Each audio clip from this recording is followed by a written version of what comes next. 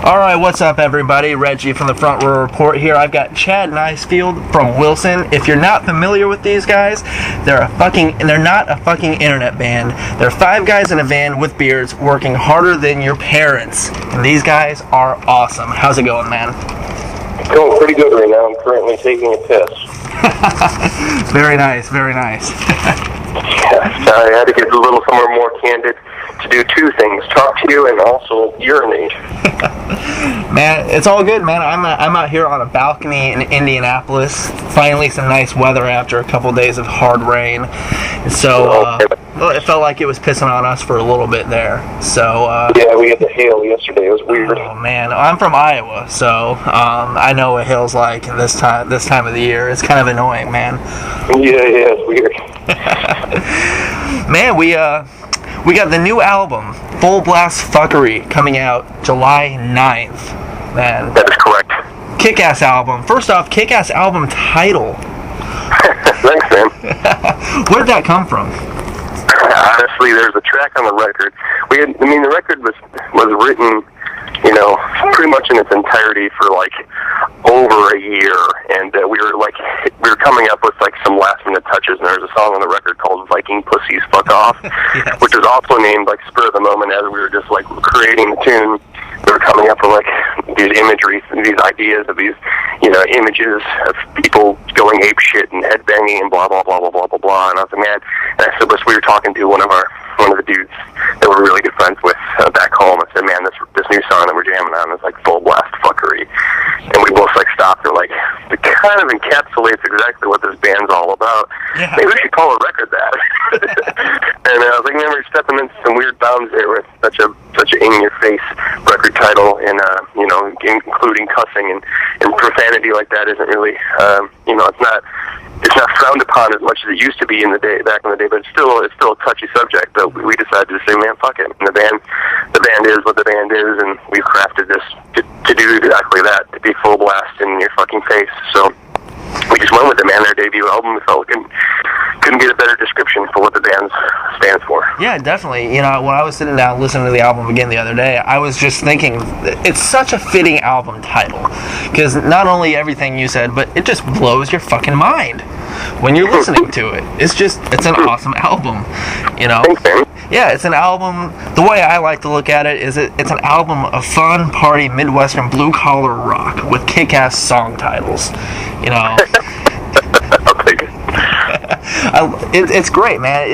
It has that kind of Midwestern, blue-collar rock feel to it. There's something about rock in the Midwest that it's stronger, and it has a certain attitude to it. I think that's because people in the Midwest generally believe it. They don't have the outside, they believe in the idea of rock and roll and what it stands for, because, the majority of our lives in this area are spent working hard for that weekend, working hard for that payday of personal gratification, taking the time to do it. The idea of rock and roll in places like Los Angeles and New York aren't exactly the same, because there's an aloof lifestyle, especially on the West Coast, when you're kind of, doing it all of the time, or standing back, or taking in this beautiful weather and scenery or whatever. We don't really get that around here. We have to work for our pennies, and we save up our pennies, and then we explode our pennies the best we can on the weekends. Yeah, absolutely. Yeah, there's. Like you said, in the Midwest, we're used to, working hard to earn everything we have, and at the end of the day, you come home every day after working, a 9-to-5 job, a lot of people at a factory or something like that, and you just want something that, it's genuine, it's real, and you can just feel it, and I think that's why rock and roll is so alive and well in this part of the country as compared to others. I would have to totally agree with you on that. And, so when you're writing and recording this album, what's that process like for you guys as a band, especially this time around? Well, like I said, the majority of this record was written, a good year ago. We actually started recording this record here in Michigan with a dude named Shane Brush, and we started the recording process with this song, Better Off, Susan Jane, and Live in Corpus Christi. There were 3 songs that we had recorded and decided to, instead of waiting until we figured it out, for it to put out an EP or a record. We decided to stream those songs because we wanted to build off the momentum of them and continue to build in the Midwest and giving us something to do. And we knew they were going to be part of our record, but we weren't going to, we weren't going to sell them or, put them on, some sort of free download situation. We were just going to let them, stream themselves or whatever for people to hear. So we started recording them in Michigan, and those songs caught some people's attention. Actually, out in Los Angeles, when we got a call from Steve Evans, who's one of our favorite producers, who's done some records that we were like super pumped on, and he invited us out there to finish the record with him. And that's what we did. We packed up our shit and went out there and finished the record there. So like I said, there's like a waiting process that was happening while we were trying to figure out what the fuck we were going to do with the record. Was it going to be an EP? Is it going to be a full length? But once we kind of got that message from Evans, we decided to, go full blast and make the fucking record, a full-length record versus an EP or something like that. Okay, cool. So when you start recording, making an album in one place, and then you pack up and you travel all the way across the country to finish it, is it hard to get back into the groove of making the album after you've been traveling, or is it, you get there and it's still flowing, it's easier to get back into it? How does that work? Well, like I said, we had put those songs out, the 3 songs that we had for people to check out. And there was a good chunk of time, maybe like 6 months before we actually went out to Los Angeles and finished the rest of the record with him. So we had basically started just touring our asses off as much as we could because we had to previously, put out an EP out in 2010 that we worked off of a little bit. But it wasn't really until solidifying, what we were doing with those other 3 songs and what direction we were going on to that we knew what we were going to do with our band. So, it was definitely hard to stop anything and pick it up. So I don't really think our momentum ever really up until going out to Los Angeles, we were playing shows until that very weekend, and then we flew out there for 2.5 weeks to finish the record, and we flew back out and started shows again. Okay. So this is the first time that I can honestly say that we've been home for more than a couple weeks at a time in over a year and a half. That's crazy. Yeah, it's pretty wild. We're just kind of what the fuck's going on?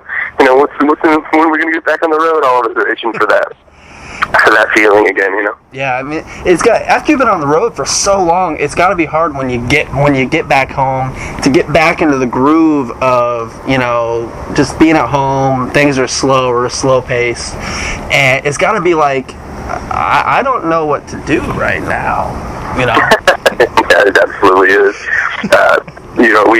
We finished 2012 pretty much touring all the way up until the new year, and then played a few sporadic shows in January, and then sat from we didn't do shit in February, and then for that whole month, that was the first time that ever happened to us as a band. We were just kind of whoa.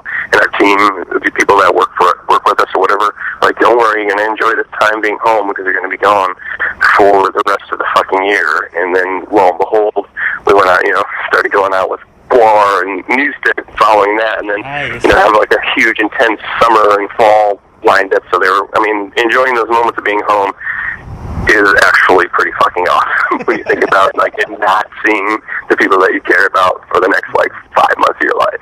Yeah, I gotta cherish every moment of it. So yeah. So what is the home life like for the guys in Wilson? What does when you're at home? What's going on? What are you guys doing when you're at home? Are you writing, or are you just kind of laying back and just kicking it?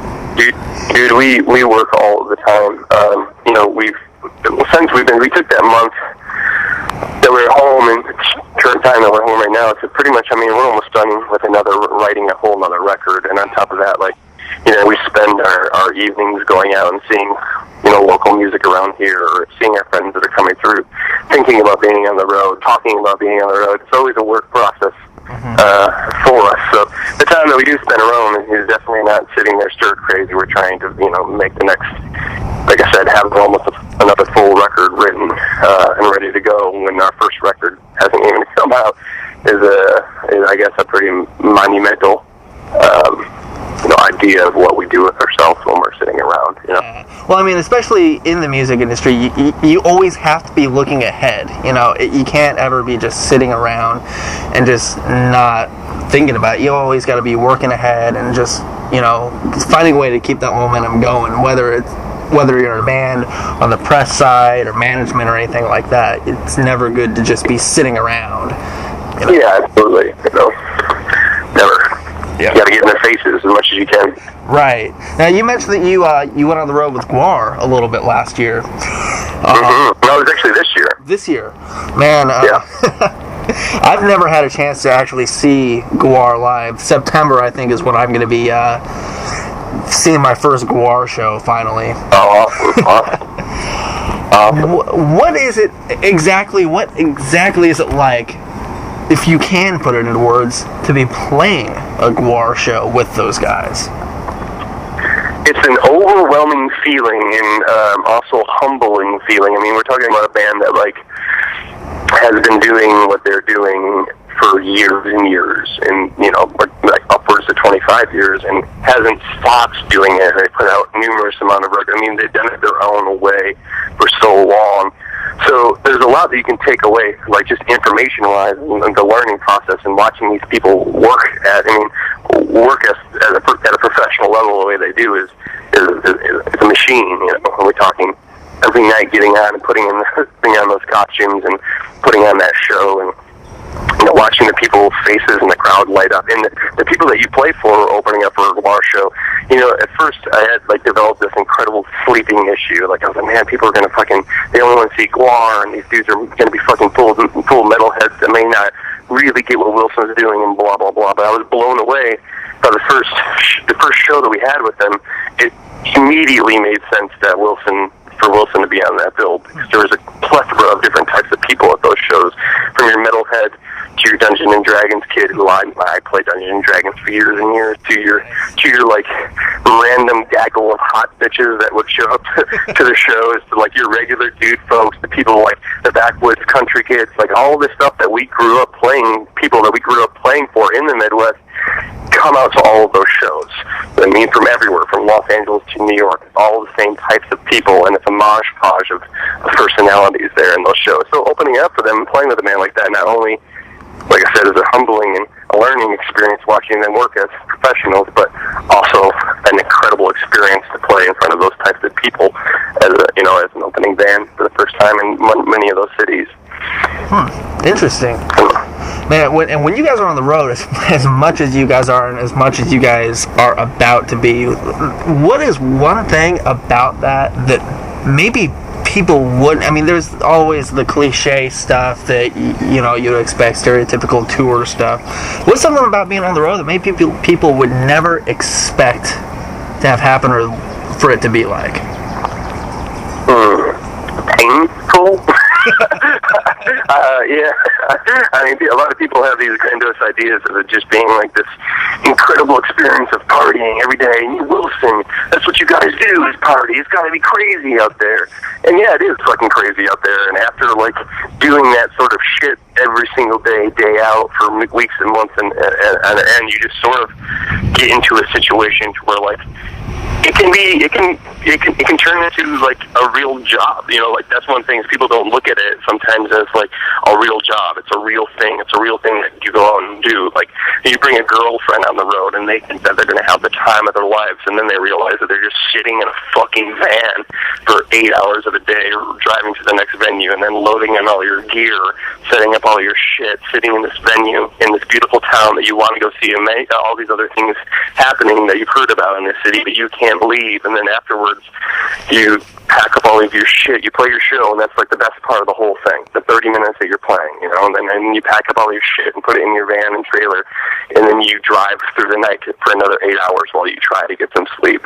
So after and then the girlfriends or something like that are like, well, this isn't any fun at all. I thought you guys were out here blowing, getting your dicks blown and doing drugs and partying all the time. This isn't anything what I thought it would be. And yeah, it's fucking work. And so I mean, if I could say anything about it, it's work, it's pain, it's work, it's a grind. You know, you have to really want to be at it, because many people, and we've had people in our band leave after a tour because it wasn't what they're built for. So I guess that's what I would describe as one thing you might not think about tour.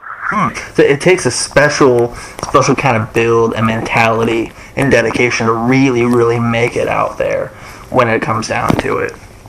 Or really, really keep yourself alive out there when it comes down to it. You know, you have to, like, be ready for curveballs at any moment. You know, like, you could pop a tire on the highway, your car could run out of gas. You know, like, who knows what's going to happen? Like, and you have to constantly be aware of your surroundings and the people that you put yourself around in those situations. Because, you can run into fucking shady people who are only trying to use you to steal your shit while you're sleeping outside of their house or whatever the fuck it is. You know, There's a bunch of weird things. You definitely learn a lot about life, even over the course of a couple of weeks of being on the road. You'll have if it's your first time and you're ready for it, you'll have a whole new awakening of how to deal with things and talk to people. Wow. So speaking of being on the road, I'd imagine that after the record releases and probably before that, you guys are going to be just on the road nonstop, probably for the rest of the year. So what does the rest of 2013 look like for you guys? When do you guys hit the road again? Well, I saw some potential dates today, and I can tell you that we won't be home for very much longer after the record comes out, and that will definitely take us, what we have planned and lined up will take us until the end of the year. So it looks like Wilson will be hitting every fucking city in the entire U.S. and Canada over the course of the next 4 or 5 months. Wow. Well, hopefully you guys can hit Indianapolis, and if you do, I think that's I'm pretty sure it is. Awesome. If you guys hit Indianapolis, I have got to get out and check you guys out live. I've been dying to see the live show ever since I heard this new record, and as soon as everybody else hears it, it's gonna be insane. All hell is gonna break loose. Well, I'm not putting belts on anybody, so the hell breaking loose will be just fine and dandy for me. Awesome, man. I'm looking forward to it, and like I said, I hope I can catch you guys when you hit Indianapolis. Man, thank you so much for taking the time to talk to me today. Yeah, brother. Thanks for chatting with me.